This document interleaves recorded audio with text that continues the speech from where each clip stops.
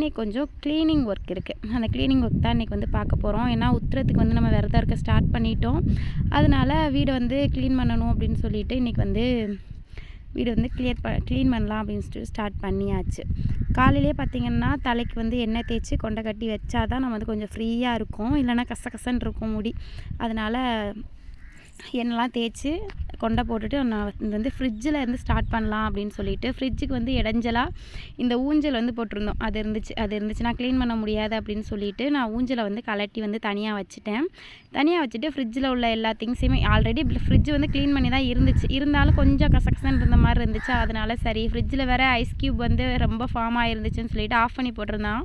தண்ணி ஃபுல்லாக உள்ளே வடிஞ்சு ஃபுல்லாக சொட்டிட்டு இருந்துச்சு. அதனால் சரி அப்படின்னு சொல்லிட்டு எல்லா திங்ஸையுமே வெளியே எடுத்து வச்சுட்டு திரும்ப வந்து எல்லாத்தையுமே தொடச்சி உள்ளே வந்து எல்லாத்தையுமே அடுக்கி வந்து வச்சாச்சு. இந்த மசாலா ஐட்டம்ஸ்லாம் பார்த்திங்கன்னா தனித்தனியாக இருந்துச்சு. அதை வந்து ஒரு ட்ரேயில் எல்லாத்தையுமே வந்து எடுத்து வச்சு அதை ஒரு பக்கம் செட் பண்ணிவிட்டு ஃப்ரிட்ஜ் வேலை வந்து முடிஞ்சிருச்சு. க்ளீன் பண்ணி முடிச்சாச்சு. நெக்ஸ்ட்டு பார்த்திங்கன்னா அந்த பீரோவில் பார்த்திங்கன்னா துணி எல்லாமே எடுத்து யூஸ் பண்ணிவிட்டு அவசரத்துக்கு எடுத்து போட்டுட்டு அப்படியே சுருட்டி வச்சது அப்படியே பார்க்கறது கொஞ்சம் மெஸ்ஸியாக இருந்துச்சு. அதனால சரி இன்றைக்கா வந்து இந்த பீரோவையுமே வந்து எல்லாத்தையும் நீட்டாக க்ளீன் பண்ணிடலாம். நிறைய துணி வந்து தேவையில்லாமல் இருந்துச்சு. அது எல்லாத்தையுமே வந்து எடுத்து வெளியே வச்சிடலாம் அப்படின்னு சொல்லிட்டு பீரோலையுமே ட்ரெஸ் எல்லாத்தையுமே க்ளியர் பண்ணி முடிச்சாச்சு. பார்த்திங்கன்னா தம்பி வந்து பசிக்குதுன்னு சொன்னான். சரி நம்ம க்ளீனிங்கில் இறங்கினா நம்ம தான் எல்லாத்தையுமே மறந்துடுவோமே அப்படின்னு சொல்லிட்டு சரி நம்ம வந்து பசங்களுக்கு வந்து சாப்பாடு கொடுத்துர்லாம் அப்படின்னு சொல்லிட்டு கலையை பார்த்திங்கன்னா தூங்க வச்சுட்டு தான் நான் வேலை வந்து ஸ்டார்ட் பண்ணேன். கலை வந்து தூங்கினார். ஹர்ஸு தான் வந்து டிவி பார்த்துட்டு இருந்தான். அதோட ஹர்ஸு பசிக்குதுன்னு சொன்னோன்னே சரி தோசை மாவு இருந்தது. சரி தோசை ஊற்றி கொடுத்துர்லாம் அப்படின்னு சொல்லிட்டு ஹர்ஸுக்கு தோசை ஊற்றிட்டு இருந்தேன். கையோடு பார்த்திங்கன்னா எனக்குமே தோசை ஊற்றிக்கலாம் அப்படின்னு சொல்லிட்டு நானுமே எனக்கு வந்து தோசை ஊற்றிட்டு இருந்தேன் சைட் பை சைடு. இந்த வெயில் டயத்தில் பார்த்திங்கன்னா தண்ணி அதிகமாக குடிங்க. நானும் வந்து பார்த்திங்கன்னா தண்ணி அதிகமாக குடிச்சிட்டு தான் இருக்கேன். ஏன்னா வந்து செம்ம ஹீட்டு. நம்ம வந்து தண்ணி அதிகமாக குடித்தா தான் நம்மளோட பாடி ஹீட்டை வந்து கண்ட்ரோல் பண்ண முடியும். நான் வந்து எப்போல்லாம் டைம் கிடைக்குதோ அப்போல்லாம் நான் வந்து தண்ணி எப்போவுமே குடிச்சிட்டே தான் இருக்கேன்.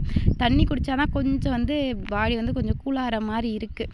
இதை சில நேரத்துக்கு பார்த்திங்கன்னா நான் தண்ணியில் வந்து புதினா இலை போட்டு வச்சுட்டு அதை வந்து குடிப்பேன். லெமன் கட் பண்ணி போட்டு அதுவுமே பார்த்திங்கன்னா நல்லாயிருக்கும். இப்போ எல்லாம் தோசை ஊற்றி நானும் சாப்பிட்டுட்டு தம்பிக்குமே சாப்பாடு ஊட்டி விட்டுட்டு அவங்களையுமே தூங்க வச்சுட்டு நான் பார்த்திங்கன்னா அந்த வீட்டில் வந்து ஒட்டடை வந்து இருந்துச்சு. அந்தளவுக்கு இல்லை. நான் எப்போவுமே பார்த்திங்கன்னா வீடு கூட்டும் போதே ஒட்டரை வந்து நான் அடித்து விட்ருவேன். எங்கெங்கெல்லாம் ஒட்டரை தூசி நூலாம்படதெல்லாம் இருக்கோ அங்கெல்லாம் பார்த்திங்கன்னா நான் அடித்து விட்டுட்டு தான் நான் வந்து வீடு கூட்டுவேன். நீங்களுமே எப்போவுமே அந்த பழக்கத்தை கொண்டுட்டு வாங்க. நீங்கள் உங்கள் வீடு டெய்லியுமே எல்லாருமே வீடு கூட்டுவோம். வீடு கூட்டும் போது பார்த்திங்கன்னா அங்கங்கே எங்கெல்லாம் டஸ்ட் இருக்கோ ஒற்றை நூடாமடை இருக்கோ அங்கங்கெல்லாம் நீங்கள் வந்து அப்பப்போ அடித்து விட்டுட்டிங்க அப்படின்னா உங்களுக்கு வந்து ஹெவியாக இழுத்து போட்டு அந்த வேலையை செய்கிற மாதிரி இருக்காது. லைட்டாக வந்து எப்போவுமே தட்டி விட்டுட்டு நீங்கள் வீடு வந்து கூட்டுங்க. அந்த ஒரு பழக்கத்தை எப்போவுமே கொண்டுட்டு வாங்க. நான் எப்போவுமே அந்த மாதிரி தான் பண்ணுவேன். அதுக்கப்புறம் ஊஞ்சலையுமே தூசி நிறையா இருந்துச்சு. ஊஞ்சலையுமே எடுத்து தூசி எல்லாமே தட்டி விட்டுட்டு அந்த பெட்டு வந்து வெயிலில் போட்டிருந்தேன். அதுவுமே ஓரளவுக்கு நல்லா ஹீட் ஆயிடுச்சு. அதோட அதையும் எடுத்துகிட்டு வந்து உள்ளே வச்சுட்டு சமையல் வேலை வந்து ஸ்டார்ட் பண்ண போகிறோம். நான் வந்து எப்போவுமே விறகடுப்பில் தான் சமைப்பேன்னு சொல்லிட்டு உங்கள் எல்லாருக்குமே தெரியும். சாம்பல் வந்து அள்ளாமல் இருந்துச்சு. சாம்பலுமே அள்ளி முடிச்சுட்டு கையோடு பார்த்திங்கன்னா உழ வச்சிடலாம் அப்படின்னு சொல்லிட்டு தண்ணியை ஊற்றிட்டு வந்து விறகடுப்பை வந்து பற்ற வைக்கிறதுக்கு உட்காந்தாச்சு. இப்போ பார்த்திங்கன்னா சிலிண்டர் தட்டுப்பாடு ரொம்ப அதிகமாகவே இருக்குங்க. நானே சிலிண்டர் புக் பண்ண நாட் ரீச்சபிள்னு தான் வந்துச்சு அந்த நம்பரு. அதுக்கப்புறம் விட்டுட்டேன். அதுக்கப்புறம் இப்போ ரீசெண்டாக பார்த்திங்கன்னா புக் ஆகுது அப்படின்னு சொன்னாங்க. புக் ஆனாலுமே எப்போவுமே பார்த்திங்கன்னா ஃபஸ்ட் டே புக் பண்ணால் நெக்ஸ்ட் டே எனக்கு வந்து சிலிண்டர் வந்துடும். இப்போ நான் புக் பண்ணி பார்த்திங்கன்னா 10 டேஸ்க்கு மேலே ஆகுது. பட் இன்னுமே சிலிண்டர் வரலை. சிலிண்டர் நான் இப்போ தான் மாட்டி வந்து ஒரு 10 டேஸ் தான் ஆகுது புதுசு மாட்டி. அதனால் எனக்கு எந்த கவலையும் இல்லை. எனக்கு சிலிண்டர் பார்த்திங்கன்னா ஒரு 5 மந்த்துக்கு மேலேயே ஓடும். ஏன்னா நான் வந்து விறகடுப்பில் சமைக்கிறனால எனக்கு அந்தளவுக்கு சிலிண்டர் ஓடாது. டீ போடுறது அப்புறம் குழம்பு இது சூடு பண்ணுறது இந்த இதுக்கு தான் நான் வந்து சிலிண்டர் வந்து யூஸ் பண்ணுவேன். ஏன்னா வீட்டை சுற்றி பார்த்திங்கன்னா நமக்கு உடம்புற விறகு இருக்கிறனால நம்மளுக்கு வந்து விறகு தட்டுப்பாடும் கிடையாது. அதனால் நம்ம வந்து விறகடுப்புலேயே எல்லாமே சமைச்சிடுறது. கூடி சீக்கிரத்தில் கொஞ்சம் மண் பாத்திரம் வாங்கணும் அப்படின்னு சொல்லிட்டு இருக்கேன். மண்சட்டியில் வைக்கிற குழம்பும் நல்லாயிருக்கும். அதுவுமே வாங்கணும். Okay friends. அதுக்கப்புறம் பார்த்திங்கன்னா புளி வந்து உளிப்பிட்டு வந்து வச்சோம்னா எல்லாமே தெரியும். நம்ம வந்து மொத்தமாக உடச்சி மொத்தமாக குத்துறதுக்கு நம்மளுக்கு ஆள் இல்லை. நம்ம ஒரு ஆளாக உடச்சி ஒரு ஆளாக குத்த தான் செய்யணும். அதனால பார்த்திங்கன்னா அதிகமாக உடைக்கிறது இல்லை. அந்த சொலகு இருக்குது பார்த்திங்களா அந்தளவுக்கு மட்டும் ஃப்ரீயாக இருக்கிற டைம் பார்த்திங்கன்னா உடச்சி காய வச்சுருவேன். நைட்டு போல் அப்படி இல்லைனா ஈவினிங் போல் வந்து நான் வந்து புளி வந்து குத்தி வச்சுக்குவேன். இப்படி வைக்கிறனால பார்த்திங்கன்னா வேலை வந்து அப்பப்போ முடிச்சுட்டு கொஞ்சம் ஃப்ரீயாக இருக்கிற டயத்தில் குத்துறனால எனக்கு கொஞ்சம் நல்லாயிருக்கு. அதுக்கப்புறம் வெளியே புளி குத்திட்டு இருந்தேன். பார்த்திங்கன்னா ஹீட்டு சரியான ஹீட்டுங்க. வெக்க தாங்க முடியல சீட்டு போட்டிருக்கிறனால. சரி கையோடு நம்ம வந்து முத்தத்தில் கொஞ்சம் தண்ணியை அடித்து விட்டுட்டோம் அப்படின்னா கொஞ்சம் வந்து வெக்க தெரியாமல் இருக்கும். அதுக்கு தவிர நான் வந்து இந்த சம்மர் சீசன் ஆரம்பித்தோடனே நான் வீட்டுக்காரர் சொல்கிறேன், எனக்கு மோட்ரு வந்து கன்ஃபார்ம் நீங்கள் வச்சு கொடுத்தே ஆகணும், ஏன்னா இருக்க முடியாது, எவ்வளோ தண்ணி அள்ளி தொளிக்கிறது, எனக்கு வந்து மோட்ரு வச்சு வேணும் அப்படின்னு சொன்னோடனே அப்பா வந்து எனக்கு மோட்ரு வச்சு கொடுத்தாங்க. மோட்ரு வச்சு நல்லா தண்ணி இப்போ வந்து நல்லா குளிர அடித்து போட்டோன்னா ஒரு 2 டைம் ஒரு நாளைக்கு அடிக்கிறேன். பார்த்திங்கன்னா நல்லா இல்லாமல் நல்லா கூலிங்காக இருக்குது. அதுக்கப்புறம் புளி ஒரு பக்கம் உடச்சாச்சு, ஒரு பக்கம் பார்த்திங்கன்னா சாப்பாடு வந்து வெந்துருச்சு. சாப்பாடை கவுத்தி வச்சுட்டு நம்ம உடச்சி வச்ச அந்த புளி எல்லாமே இருந்துச்சு, எல்லாத்தையுமே எடுத்து பரத்தி நம்ம காய வச்சிட்டோம் அப்படின்னா அது ஒரு பக்கம் காஞ்சிட்ருக்கும். நம்ம ஃப்ரீயாக இருக்கிற நேரம் நம்ம வந்து புளி குத்தி வச்சிடலாம். எனக்கு வந்து இந்த கேப்பில் என் பையன் வந்து ஹர்ஸ் வந்து ஹெல்ப் பண்ணா கொஞ்சம் புளி உடைக்கிறதுக்கு. நாங்கள் 2 பேரும் பார்த்திங்கன்னா பேசிக்கிட்டே புளி உடைச்சோம். அதுக்கப்புறம் புளியை வந்து மேலே காய வச்சோம். ஆனால் வெயில் அடிக்கிற வெயிலுக்கு இந்த நேரத்தில் வடகம் இந்த மாதிரி போட்டு வச்சோம் அப்படின்னா உடனே வந்து காஞ்சிருங்க.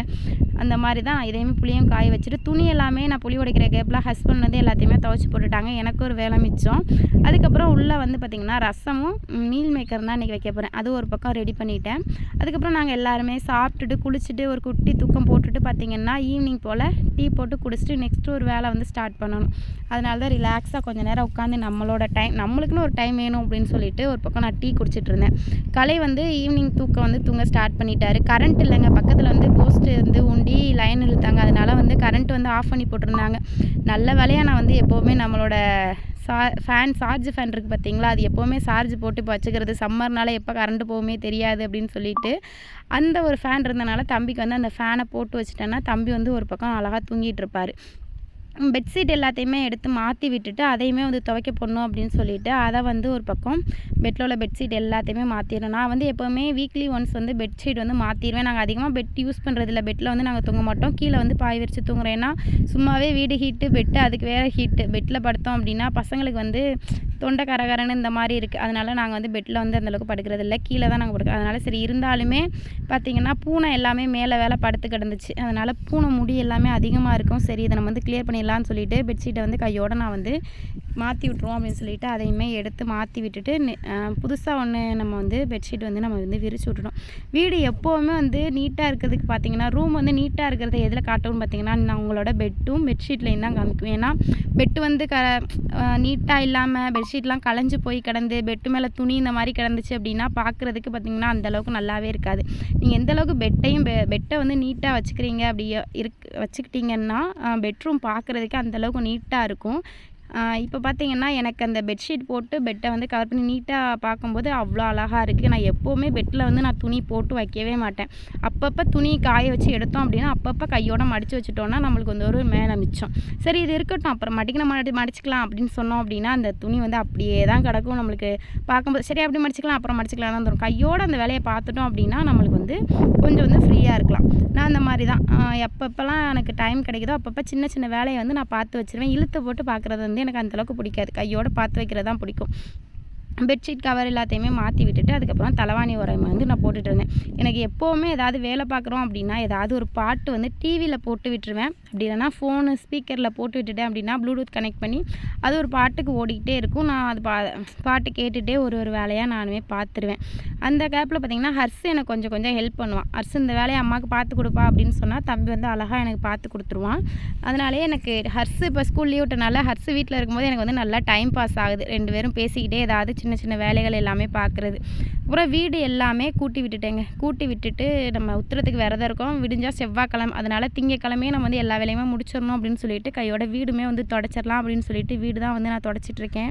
வீட்டுக்கு பார்த்திங்கன்னா டைல்ஸ் போடணுங்க. ஏன்னா வீட்டில் வந்து அதிகமாக விரிசல் விழுந்து அதிகமாக உடஞ்சிருக்கு, பார்க்குறதுக்கே நல்லாவே இல்லை. சரி என்ன பண்ணுறது, நம்மளுக்கு அந்த நேரங்காலம்லாம் வரணும் அப்படின்னு சொல்லுவாங்கள்ல, சரி டைம் வரட்டும், ஒரு சீட்டு ஒன்று விழுந்ததுக்கப்புறம் நம்ம வந்து அந்த வேலையை ஸ்டார்ட் பண்ணலாம் அப்படின்னு சொல்லிட்டு இப்போதைக்கு பெண்டிங்கில் போட்டு வச்சுருக்கோம்.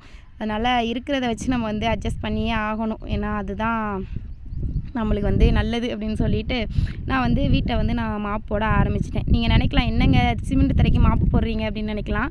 இது வந்து உள்ளே பார்த்தீங்கன்னா பீரோல் கட்டில் எல்லாமே இருக்குது, அதனால் அலசி விட முடியாது. அதனால் வந்து நான் எப்போவுமே தொடச்சி தான் எடுப்பேன் வீக்லி ஒன்ஸ்.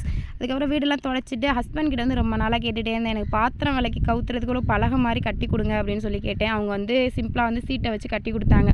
அப்போ அந்த முருங்கைக்கூலம் எல்லாமே கொட்டினது இருந்துச்சு, அது எல்லாத்தையுமே கூட்டி அள்ளிட்டு நம்ம வந்து கழுவி வச்ச பாத்திரம் எல்லாத்தையுமே பார்த்திங்கன்னா அந்த மேலே வந்து நான் அடுக்கி வச்சுட்டேன். எனக்கு இப்போ தான் பார்க்க கொஞ்சம் நல்லா இருக்குது. பாத்திரம் எல்லாத்தையுமே நல்லா காய வைக்கிறதுக்கு நல்லா வசதியாக இருக்குது. ஓகே ஃப்ரெண்ட்ஸ், இதோட வந்து வீடியோ வந்து முடியுது. நம்ம நெக்ஸ்ட்டு ஒரு நல்ல வீடியோவில் பார்க்கலாம். இது வரைக்கும் இந்த வீடியோ ஸ்கிப் பண்ணாமல் பார்த்ததுக்கு நன்றி.